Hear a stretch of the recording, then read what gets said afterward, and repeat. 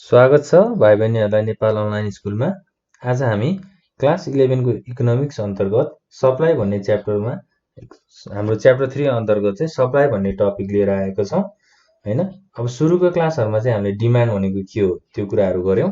अब हामी सप्लाई भनेको के हो त्यो हेर्छौं। अब सप्लाईलाई चाहिँ के भन्न सकिन्छ भन्दा in general sense supply means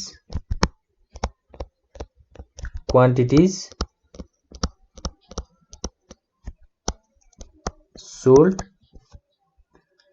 by a seller in a market। के भनेको छ त जनरल सेन्समा चाहिँ सप्लाई भनेको चाहिँ क्वान्टिटीहरु sold by a seller in a market. कुनै एउटा सेलर भनेको कुनै एउटा बेच्ने मान्छेले सामानहरु बजारमा बेचिरहेको छ भने त्यसलाई हामीले के भन्छौं त सप्लाई भनेर भन्छौं। अब in economics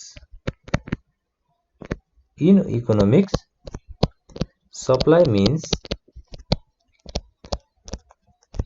quantities of goods brought for sale in a market at various price। अब इकोनोमिक्स को भाषाबाट चाहिँ सप्लाईलाई कसरी डेफिनेसन गरियो कसरी डिफाइन गरियो त भन्दा supply means quantities of goods brought for sale in a market. कुनै एउटा मार्केटमा सामानहरु किनेर ल्याइन्छ बेच्नको लागि भने त्यसलाई हामीले के भन्छौं त सप्लाई भनेर भन्छौं इकोनोमिक्स को भाषाबाट। एट भेरियस प्राइस हैन फरक मूल्यमा चाहिँ सामानहरुलाई बजारमा ल्याइन्छ किनेर बजारमा ल्याइन्छ भने त्यस्तो खालको एक्टिभिटिजहरुलाई चाहिँ सप्लाई भनेर भनिदो रहेछ। ल अब सप्लाई भनेको चाहिँ प्राइस र सप्लाई को चाहिँ डाइरेक्ट पोजिटिभ रिलेशनशिप छ। जस्तै there is direct and positive relationship between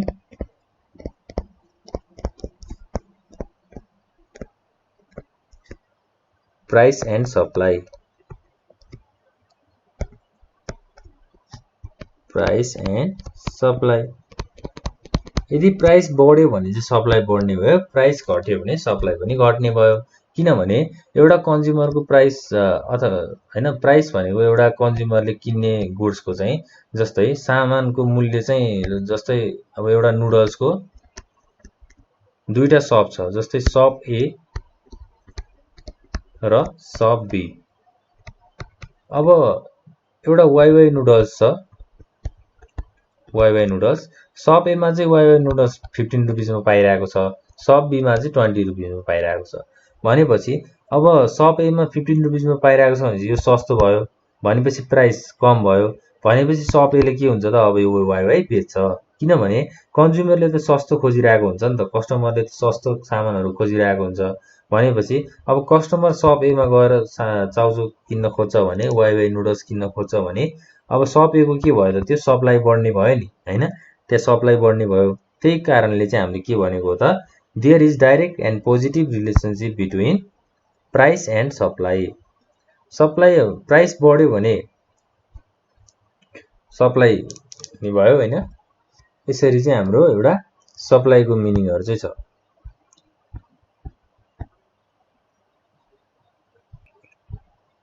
अब सप्लाई को कुराहरु भइसकेपछि हामीले नेक्स्ट के कुरा गर्छौं त डिटरमिनेन्ट्स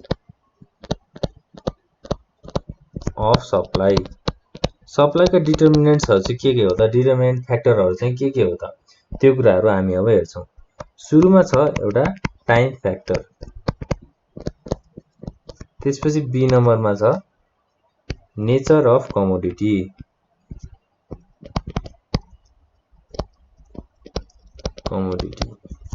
सी नम्बरमा छ प्राइस अफ द गुड,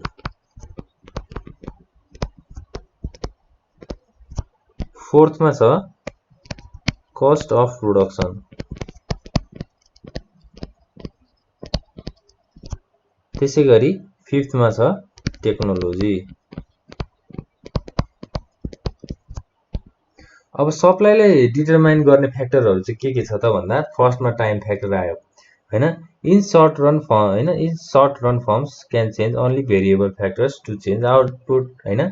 जस्तै अब टाइम फ्याक्टरले कसरी चाहिँ सप्लाईलाई एफेक्ट गरिरहेको हुन्छ भन्दा जस्तै सप्लाई भनेको के हो त एउटा बाँडफाँड गर्ने काम हैन।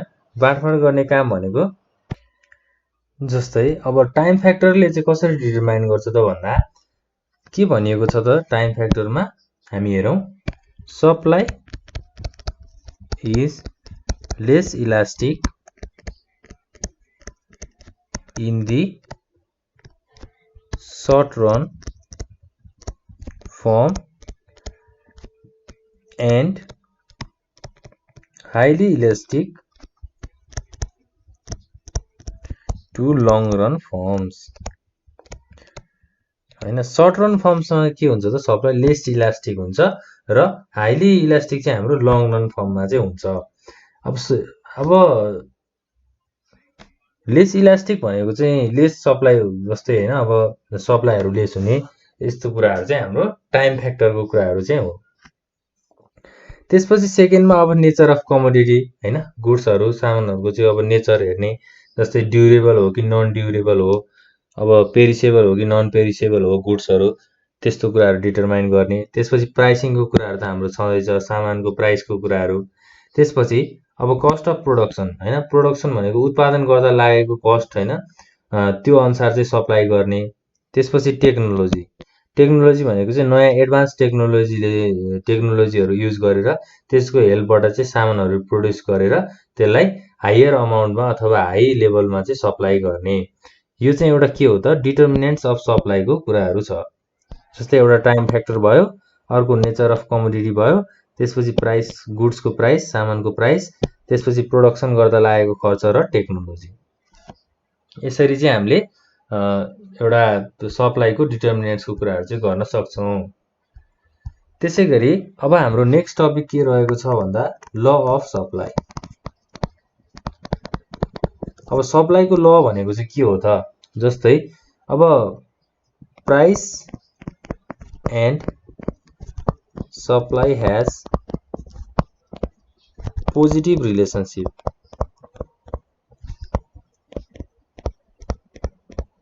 पोजिटिभ रिलेसनशिप भनेको के हो त प्राइस बढ्यो भने सप्लाई बढ्ने र प्राइस घट्यो भने सप्लाई पनि घट्ने। जस्तै पी लाई डिनोट गरेर हामीले प्राइस बढ्यो भने क्वान्टिटी सप्लाइड के हुन्छ त बढ्छ हैन। प्राइस घट्यो भने क्वान्टिटी सप्लाई पनि घट्छ। अब यो भनेको चाहिँ के हो भन्दा बजारमा कुनै पनि सामानको प्राइसहरु बढ्यो भने अब एउटा प्रोड्युसरले एउटा उत्पादनले के चाहन्छ त आफ्नो सामानहरु चाहिँ बजारमा बढी भन्दा बढी बिकोस् र आफूले प्रफिट कमाउन सक्यौं हैन, फाइदाहरु कमाउन सकौं भनेर उले आफ्नो सामानहरुलाई चाहिँ प्रोड्युस गरेर बजारमा सप्लाई गरिरहेको हुन्छ। हो यस्तो खालको प्रोसेसमा चाहिँ हाम्रो प्राइस र क्वान्टिटी सप्लाइडको चाहिँ कुराहरु चाहिँ पोजिटिभ छन् हैन, डाइरेक्ट रिलेसनशिप छ भनेर भन्न खोजेको छ। अब हामीले के हेरौं त भन्दा सप्लाई शेड्युल हेरौं, त्यसपछि सप्लाई कर्वको कुराहरु पनि हेरौं है त। सप्लाई शेड्युल पछि सप्लाई कर्वको कुराहरु। अब सप्लाई कर्वमा चाहिँ के आउँछ भन्दा सप्लाई शेड्युल। पहिला शेड्युलको कुराहरु गर्यौं। अब शेड्युल भनेको हामीले डिमान्डको कुराहरु गर्दाखेरि के भनेका थियौं त शेड्युल भनेको चाहिँ एउटा टेबल हो जसले चाहिँ के रिप्रेजेन्ट गर्छ त प्राइस कति हुँदाखेरि चाहिँ सप्लाई कति भएको छ भनेर चाहिँ डिटरमाइन गर्नलाई हेल्प गर्छ। एउटा टेबल जस्तै प्राइस छ र सप्लाई छ भनेपछि प्राइस रुपीजमा सप्लाई युनिट्समा हैन 1 2 3 4 5, त्यसपछि 10 20 30 40 र 50। अब प्राइस 1 हुँदाखेरि सप्लाई 10 छ, प्राइस 2 हुँदाखेरि सप्लाई 20 छ, प्राइस 3 हुँदाखेरि सप्लाई 30 छ।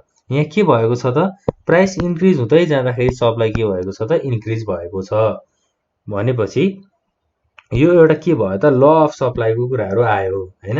ल अफ सप्लाईको कुराहरु चाहिँ यो टेबलले रिप्रेजेन्ट गरेको छ। अब यो टेबलको डाटालाई चाहिँ हामीले ग्राफिकल रिप्रेजेन्टेसन अनुसार चाहिँ सप्लाई कर्व बनाउँछौं। हाम्रो नेक्स्ट के छ त सप्लाई कर्व। अब सप्लाई कर्वमा चाहिँ हामीले कसरी गर्छौं त जस्तै के हुन्छ त हाम्रो एउटा y एक्सिस, त्यसपछि x एक्सिस हैन, त्यसपछि अब सेन्टर अफ ओरिजिन भयो, यो y एक्सिस, यो x एक्सिस।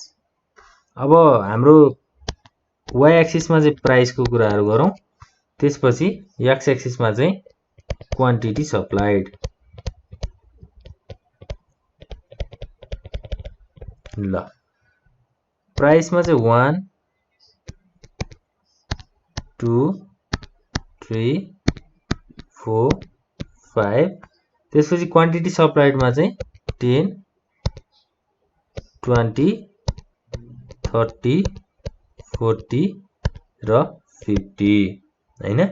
अब प्राइस 1 हुँदाखेरि चाहिँ सप्लाई 10 छ, प्राइस 2 हुँदाखेरि चाहिँ सप्लाई 20 छ, प्राइस 3 हुँदाखेरि सप्लाई 30 छ, प्राइस 4 हुँदाखेरि चाहिँ सप्लाई 40 छ र प्राइस 5 हुँदाखेरि चाहिँ सप्लाई 50 छ। यसरी चाहिँ हाम्रो एउटा सप्लाई कर्वको कुराहरु आउँछ।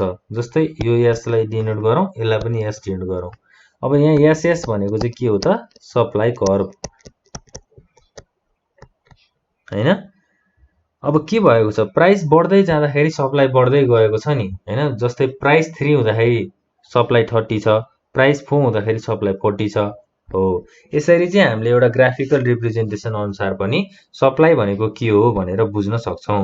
र एक्जाममा हामीलाई के सोध्न सक्छ भन्दा हामीलाई make a diagram of supply curve भनेर भन्न सक्छ। हामीले यसरी नै टेबलहरु बनाएर टेबललाई रिप्रेजेन्ट गराएर हामीले यसरी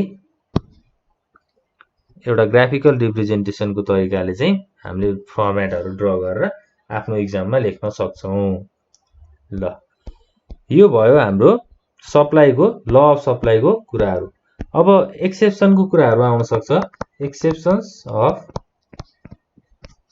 exception to the law of supply. Law of सप्लाईको एक्सेप्सन्सहरु चाहिँ के हुन्छ? जस्तै एउटा छ स्टक क्लियरेन्स। स्टक क्लियरेन्स भनेको के हो त?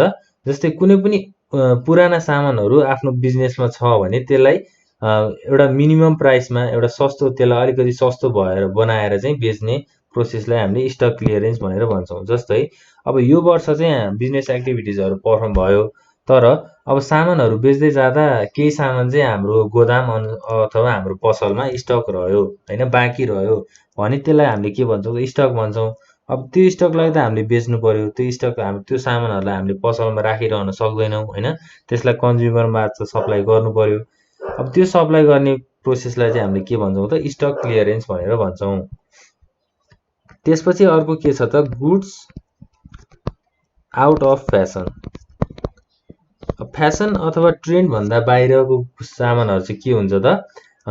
बजारमा सप्लाई नहुन सक्छ हैन। प्रेजेन्ट मार्केटमा चाहिँ अब त्यो कुराहरु चाहिँ त्यसको डिमान्ड नहुन सक्छ भनेपछि ल अफ सप्लाईले चाहिँ यो कुराहरुलाई चाहिँ एप्लाई नगर्न सक्छ भनेर हामीलाई यहाँ भनिरहेको छ। त्यसपछि अर्को के छ त? Perishable goods. पेरिसेबल गुड्स भनेको चाहिँ के हो त? युज भइहाल्ने हैन, डे टु डे लाइफमा चाहिँ युज भइरहने, त्यसलाई चाहिँ लङ टाइम सम्म त्यो कुराहरु युज गर्न नमिल्ने गुड्सलाई पेरिसेबल गुड्स भन्छौं। लाइक टोमेटो, त्यसपछि ग्रीन भेजिटेबल्स, त्यसैगरी एग्स, मीट हैन। यस्तो खालको प्रोडक्टहरुलाई हामीले के भन्छौं त? सामानहरुलाई पेरिसेबल गुड्स भनेर भन्छौं। अब यो चाहिँ बजारमा कसरी सप्लाई भइरहेको हुन्छ त? डे टु डे दिनदिनै सप्लाई भइरहेको हुन्छ हैन, पेरिसेबल गुड्स। यो चाहिँ एउटा के हो त? ल अफ सप्लाईको चाहिँ एक्सेप्सन्स हो। जस्तै अब अरु थुप्रै एक्सेप्सन्सहरु छ। जस्तै प्राइसको कुराहरु आउँछ हैन। त्यसपछि अब सिजनल आइटम्स। सिजनल आइटम्समा चाहिँ हाम्रो नेपालको सिजन अनुसार चाहिँ अब आइटम्सहरु हैन, प्रोडक्सनहरु, सामानहरु उत्पादन हुने यस्तो कुराहरु। जस्तै विन्टर सिजनमा विन्टर सिजनको अनुसार हाम्रो सामानहरु उत्पादन हुने। विन्टर सिजनमा चाहिँ के हुन्छ त? जस्तै सिजनल आइटम्समा विन्टर सिजनमा के हुन्छ त? ज्याकेट्सहरु प्रोड्युस हुन्छ हैन, त्यसपछि स्वेटरहरु प्रोड्युस हुन्छ नि हो। यस्तो खालको प्रोडक्टहरुलाई चाहिँ हामीले सिजनल आइटम्स भनेर भन्छौं। यो चाहिँ हाम्रो एउटा के हो त सप्लाईको एक्सेप्सन्सको कुराहरू छ। ल आज हामीले ल अफ सप्लाईको कुरा गर्यौं, त्यसपछि सप्लाई सेड्युल र सप्लाई कर्वको कुराहरू गर्यौं। यसरी नै हामीले डिटर्मिनेन्ट्स अफ सप्लाईको कुराहरू पनि गर्यौं। अब यो कुराहरू चाहिँ राम्रोसँग एकचोटि हेर्नु होला हैन। कुनै पनि कुराहरू नबुझेमा चाहिँ हामीलाई कमेन्ट सेक्सनमा कमेन्ट गरिदिनु होला। यति भन्दै आजको क्लास यही एन्ड हुन्छ। अब आउने टपिकमा चाहिँ आउने क्लासमा चाहिँ हामी छुट्टै टपिक लिएर आउने छौं। यति भन्दै आजको क्लास यही समाप्त हुन्छ। धन्यवाद।